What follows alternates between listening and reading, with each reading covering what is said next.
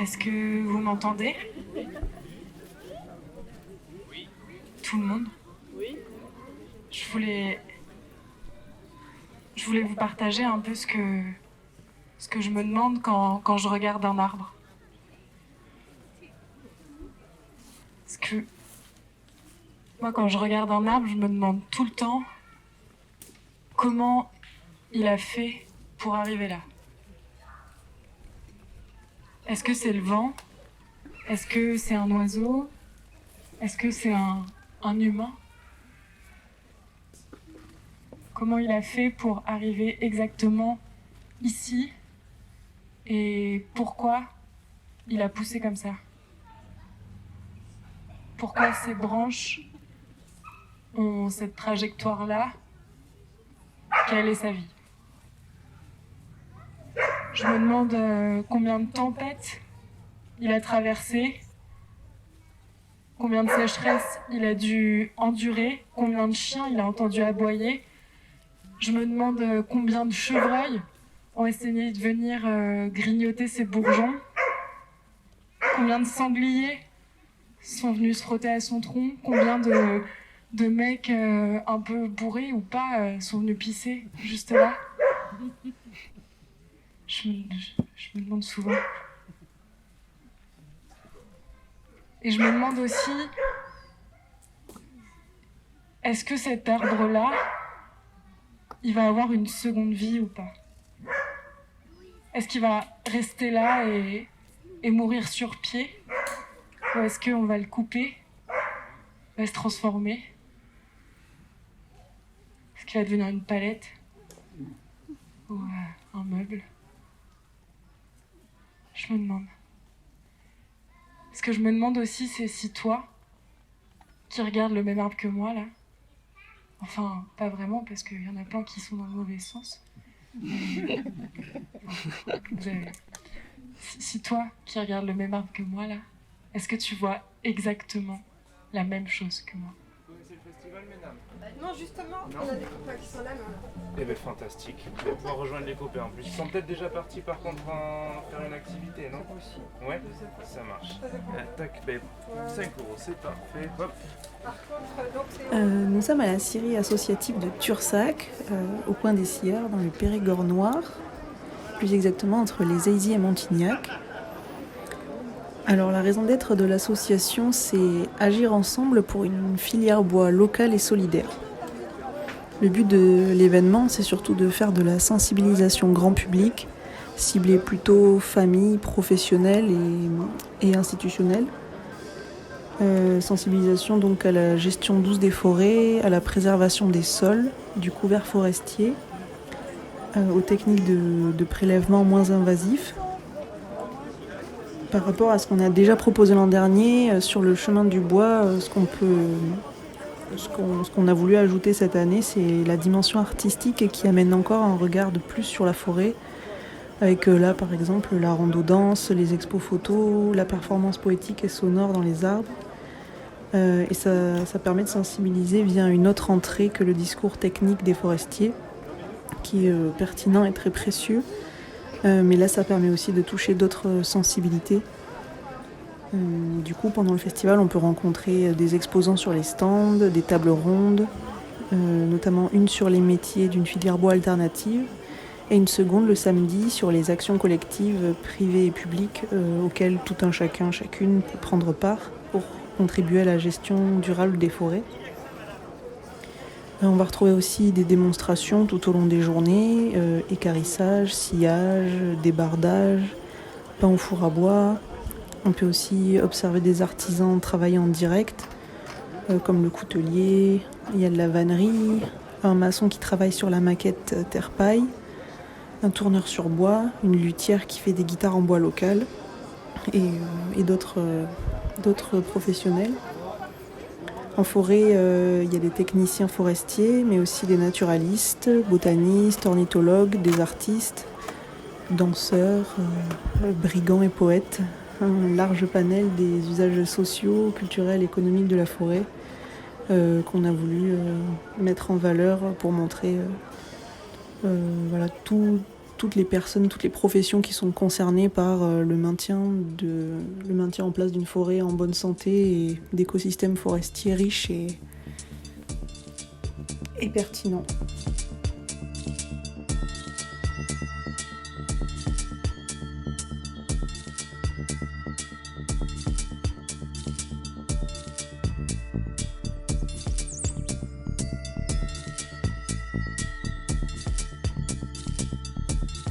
Moi c'est Hyacinthe, je suis arrivée en Dordogne il n'y a pas si longtemps et j'ai rencontré Cœur de Forêt il y a 1 an pour un projet sur la gestion alternative des forêts. Du coup on les a interviewés, ils nous ont présenté leur association, on est allé sur des parcelles forestières où ils nous ont vraiment expliqué leur travail, comment ils fonctionnaient. Et d'après ce qu'ils m'ont expliqué, parce que je vais commencer à travailler avec eux début octobre, et en fait eux ils vont voir les particuliers.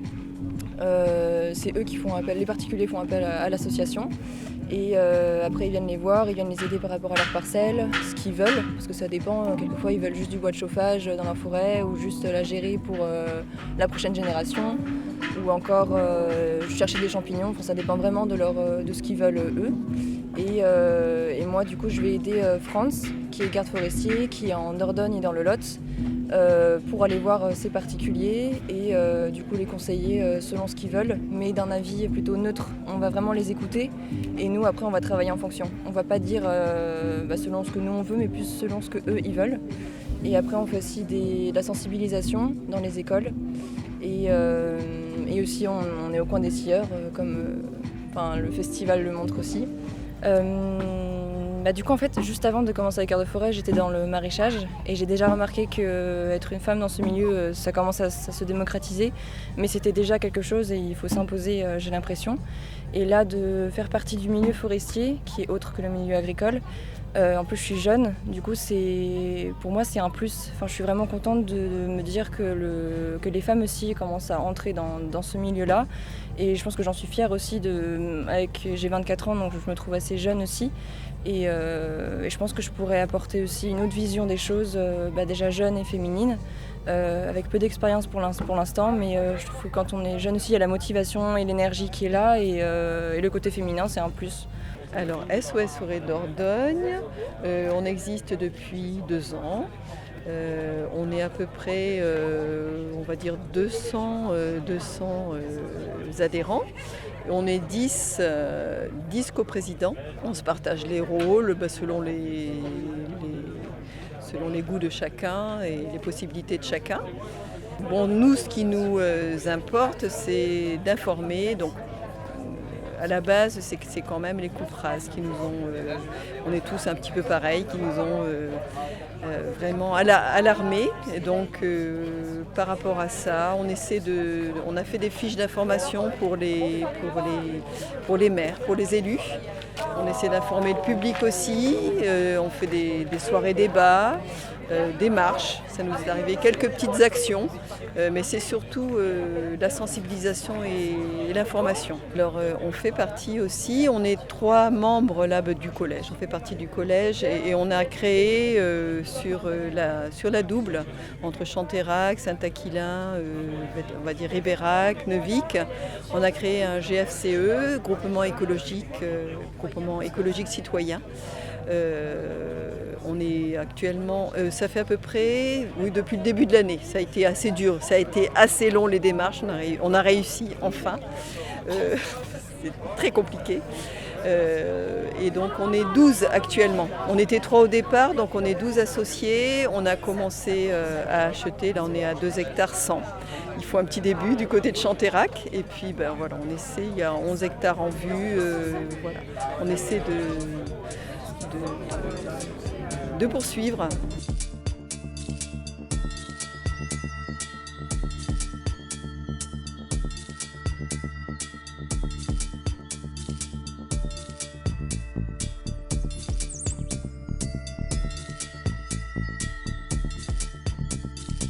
On est ici à l'associatif, donc c'est monté à peu près il y a 1 an. Et l'idée de l'asso, c'est de travailler avec du bois local, que ce soit en essence et au niveau de la provenance, avec seulement de la coupe sélective. Donc on travaille avec une association qui s'appelle Cœur de Forêt.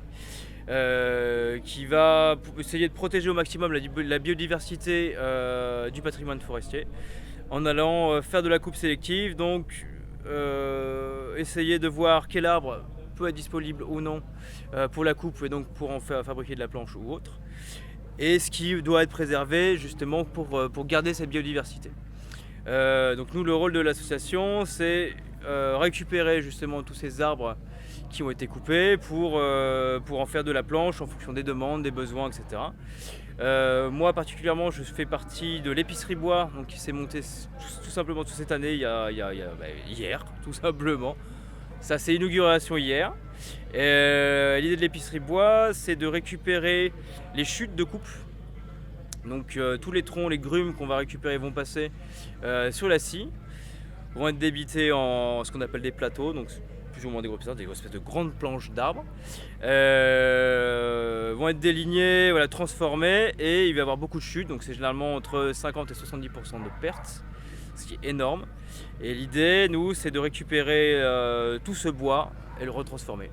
Donc on essaye au maximum d'en refaire du bois d'œuvre, que ce soit pour des professionnels ou des particuliers. Surtout les particuliers, c'est ce qu'on est vraiment des gens qu'on essaye de faire venir en masse. Et derrière, le reste, ça peut être en bois de chauffage, en sciure.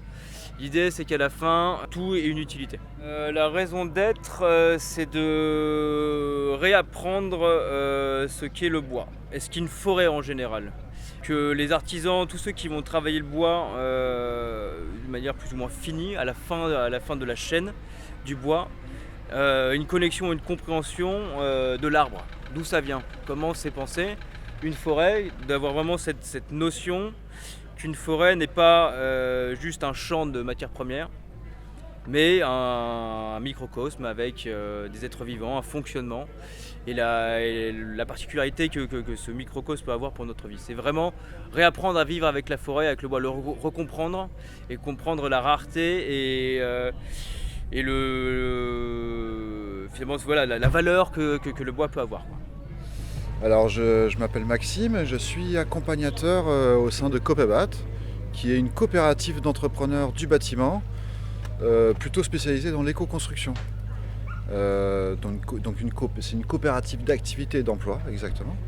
Il y en a à peu près 150 en France, des CAE, on appelle ça des CAE. Et c'est une alternative à la création d'entreprises classiques. C'est-à-dire que alors, les CAE sont plutôt sous forme de scope, hein, ça peut être sous forme de SIC, mais là c'est une scope.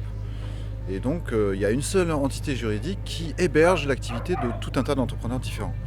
Et donc les entrepreneurs sont autonomes au niveau commercial, au niveau de leur temps de travail, au niveau des prix qu'ils pratiquent.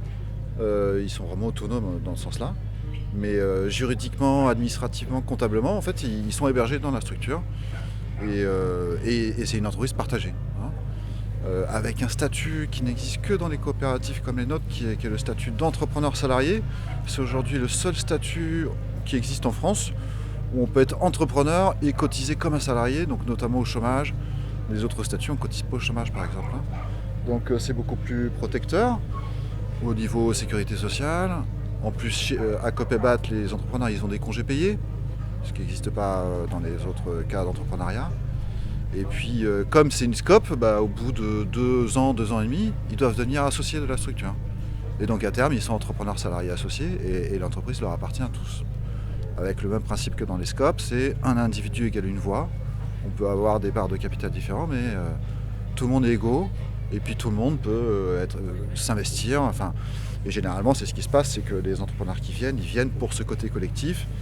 Et ils s'investissent beaucoup, comme vous pouvez le voir sur le festival, là, où il y a beaucoup d'entrepreneurs de Copebat. Et qui travaillent d'autant plus ensemble. Voilà. Et c'est compliqué d'être entrepreneur, il faut connaître toutes les lois, enfin voilà.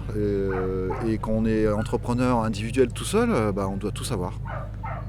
Avoir toutes les casquettes en même temps, c'est hyper stressant, il y a beaucoup de burn-out, beaucoup de difficultés financières, notamment en cas de crise, hein, comme le Covid par exemple.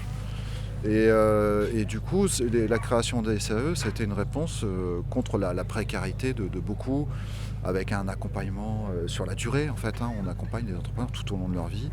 Et puis le fait d'être à plusieurs, on peut mutualiser beaucoup de choses, donc il y a des coûts moindres, il y a Il y a beaucoup de labels, de publications réglementaires aujourd'hui qui sont très complexes quand on veut être tout seul. Et là, du coup, comme la force du collectif permet de plus facilement acheter du matériel, d'avoir des labels RGE dans le bâtiment.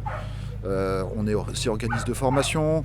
C'est beaucoup plus compliqué qu'à l'époque pour pouvoir faire de la formation professionnelle. Donc, tout ça, en fait, la force du collectif permet à quelqu'un qui à la base serait tout seul de pouvoir avoir des prestations comme une plus grosse entreprise et puis avec beaucoup moins de tracas administratifs.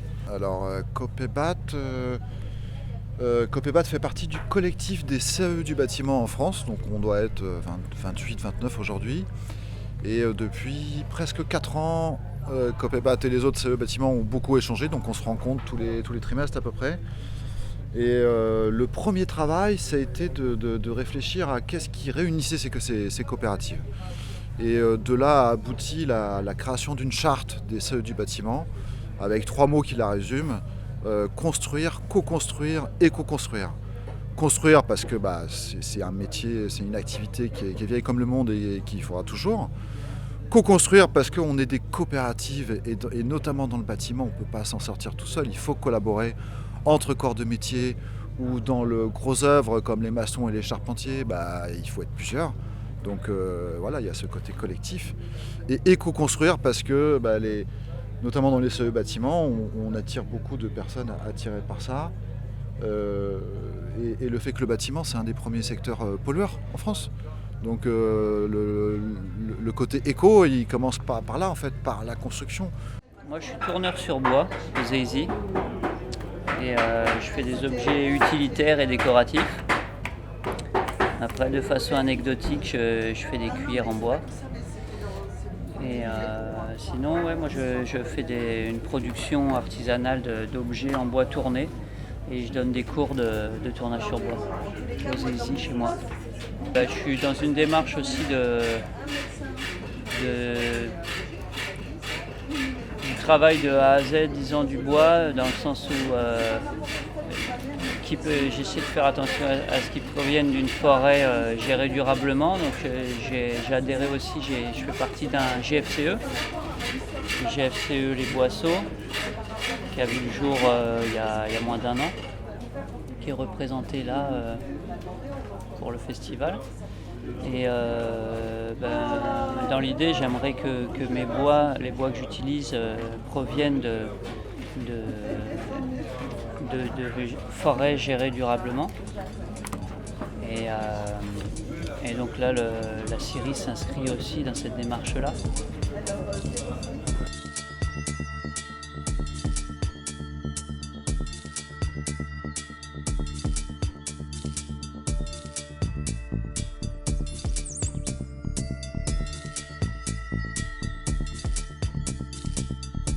Je m'appelle Aliénor et notre GFCE a été officiellement créé le 2 avril 2023 après 1 an de réflexion et de démarches administratives.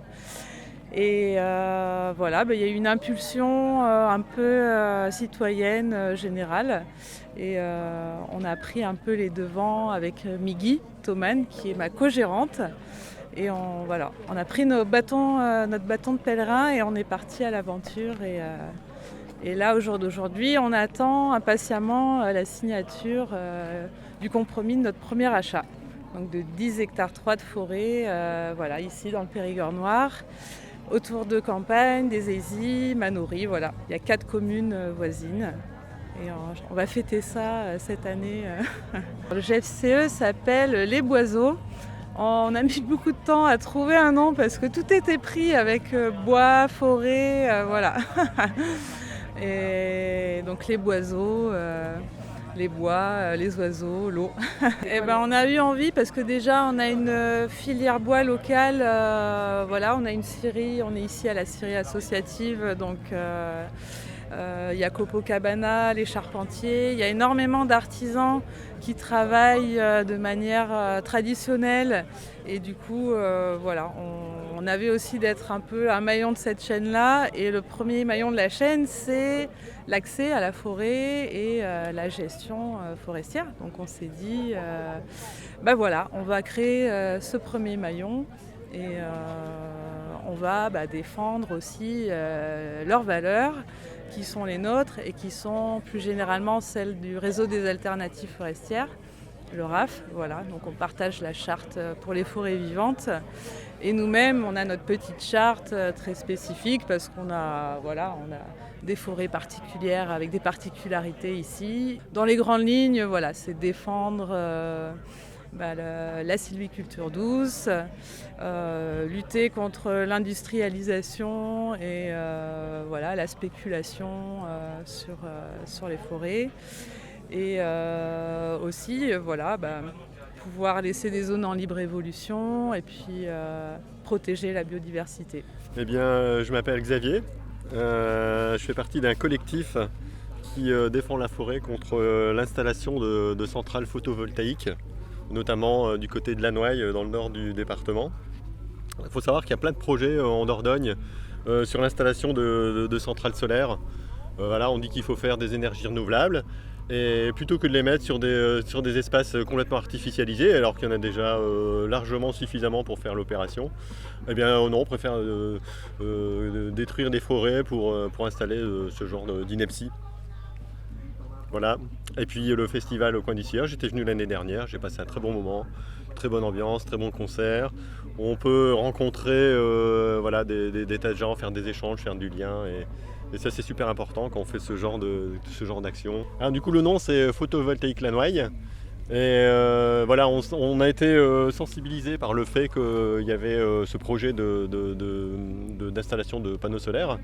Une enquête publique a été faite dans les règles de l'art. Déjà, il fallait être au courant de l'enquête publique. Et ensuite, sur les 84 avis, il y a 80 avis défavorables, avec des tas d'argumentaires qui sont scientifiques, qui sont simplement liés au bon sens de vouloir garder la forêt. Enfin bref, tous les avis sont donnés et on retient en fait que les 4 avis favorables qui sont les bétonneurs, ceux qui tirent profit du projet en fait. Et la préfecture signe derrière parce qu'ils ont des obligations au niveau de l'État de faire de l'énergie renouvelable. Et là, il y a une échéance par rapport à ce projet de Lannoy, c'est que les travaux sont susceptibles de commencer à partir du 2 octobre. Voilà, par rapport aux périodes de nidification, les autorisations de déboiser, ça commence à partir du mois d'octobre. Et donc on va sans doute mener des opérations, des actions de désobéissance civile. Voilà, donc on essaye, j'ai noté des adresses des gens qui laissent leur adresse mail pour avoir les informations, éventuellement un message d'alerte qui donnerait la date de début des travaux. On va faire des sentinelles de surveillance. Et puis si on voit des mouvements d'engins suspects, eh bien, on sera prêt à informer les gens pour venir chanter, faire de la musique, faire du spectacle de rue en forêt du coup. Et tous les moyens sont bons pour essayer de les retarder et puis essayer d'attirer l'attention au niveau de la préfecture, enfin en tout cas les embêter le plus possible dans leur démarche.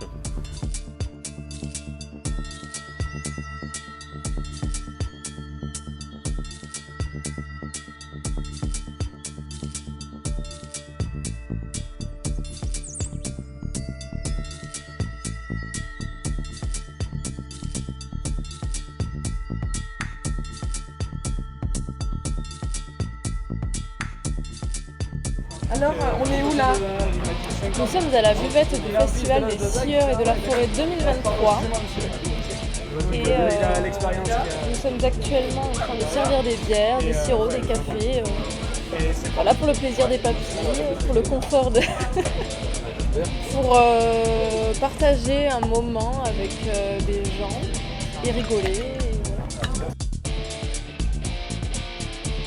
Vous appelez-vous? Marc. Et alors Marc, pourquoi êtes-vous bénévole à ce festival? Qu'est-ce qui vous tient à cœur? Qu'est-ce qui tient à cœur? La forêt, quoi, c'est un peu le poumon, quoi, c'est un peu de notre cœur. Il n'arrive pas à être sérieux. En même temps, c'est pas des choses à peu près sérieuses que je dis, même sur un ton de la rigolade.